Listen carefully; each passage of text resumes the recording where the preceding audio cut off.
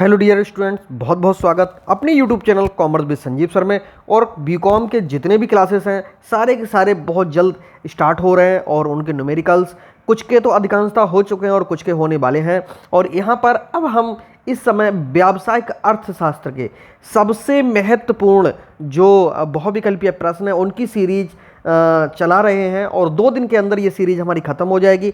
और आपको देख करके बताना है कि ये जो क्वेश्चंस हैं कितने वैल्यूएबल हैं, कितने इंपॉर्टेंट हैं। ये आपको आपके यूनिवर्सिटी एग्जाम में तो बहुत ही वैल्यूएबल ही हैं, प्लस आगे के जो भी आप जैसे बीएड करोगे या किसी और कॉम्पिटिटिव एग्जाम में बैठोगे वहाँ पर भी ये सारे क्वेश्चन आपके लिए बहुत महत्वपूर्ण होंगे। तो आइए शुरू करते हैं। अगर चैनल अभी तक सब्सक्राइब ना किया हो तो कॉमर्स विद संजीव सर के साथ में आप जुड़ जाइए। और ये ओनली कॉमर्स का चैनल है और इसको जल्द से जल्द आप सब्सक्राइब कर।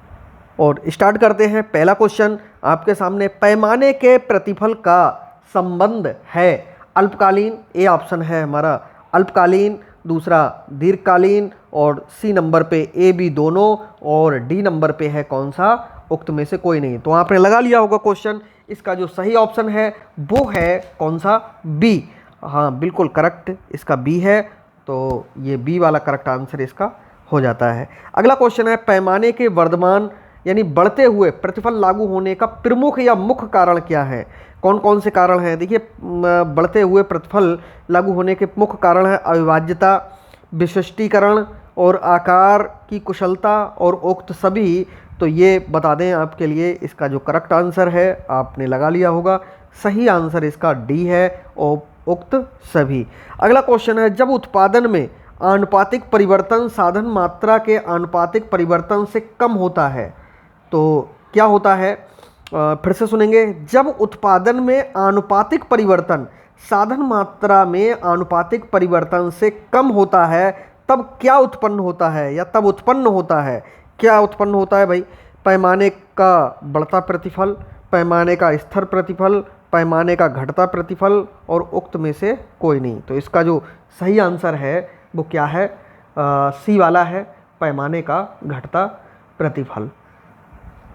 अगला क्वेश्चन स्टार्ट करते हैं। अगला है कि मूल बिंदु से खींची गई कोई भी रेखा, ठीक है, मूल बिंदु से खींची गई कोई भी रेखा क्या करती है भाई, अनुपात को बताती है, पैमाने को बताती है और उक्त ए बी दोनों को बताती है, उक्त में से कोई नहीं को बताती है। तो आपने लगा लिया होगा, इसका जो करेक्ट आंसर है वो यही वाला है, बी ऑप्शन है इसका सही, पैमाने को बताती है। दीर्घकालीन में साधनों का, इंपॉर्टेंट है, बहुत इंपॉर्टेंट है, दीर्घकालीन में साधनों का प्रयोग अनुपात बदलता है, प्रयोग पैमाना बदलता है, ए बी दोनों बदलते हैं, उक्त में से कोई नहीं बदलता।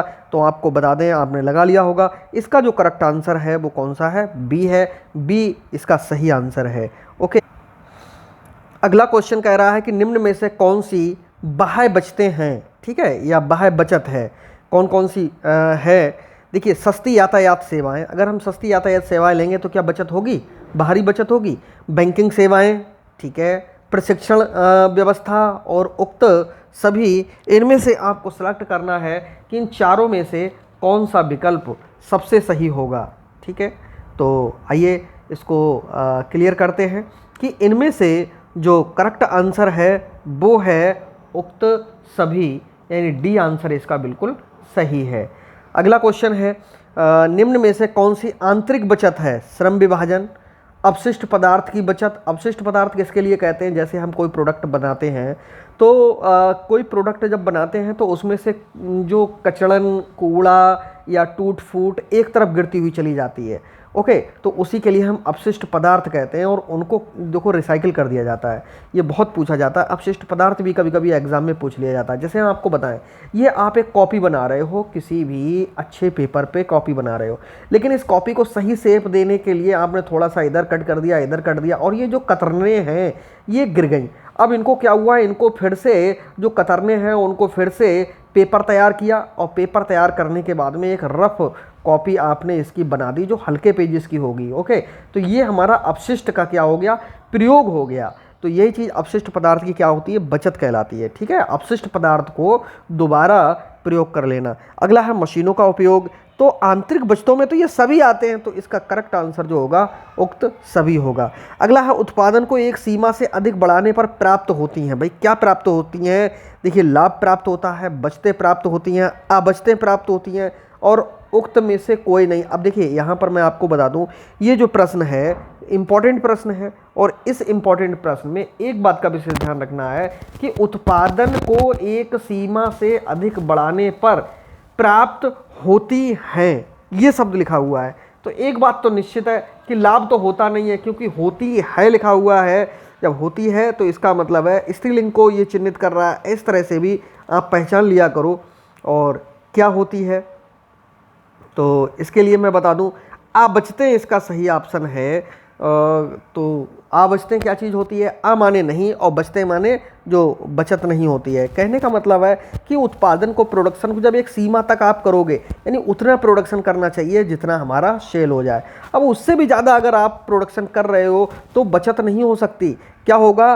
वो जो प्रोडक्शन किया हुआ है आपके गोडाउन में रखा रहेगा और उससे क्या होगा कि आप की जो पूंजी है वो पूर्ण रूप से लाभदायक नहीं होगी और आपके लिए कहीं ना कहीं वो नुकसान देगी। अगला क्वेश्चन है, एक सीमा तक उत्पादन का पैमाना बढ़ाने पर औसत लागत क्या करती है? भाई लागत तो देखो घट जाती है। अगर एक सीमा तक उत्पादन का पैमाना बढ़ाओगे, जितना बढ़ाते हुए चले जाओगे उतनी लागत हमेशा क्या होगी? घटती हुई चली जाएगी। तो ये जो क्वेश्चन है बहुत अच्छा है और ना तो बढ़ती है ना स्थिर रहती है और उक्त में से कोई नहीं भी है। इसका सही आंसर कौन सा है? हमारा बी है।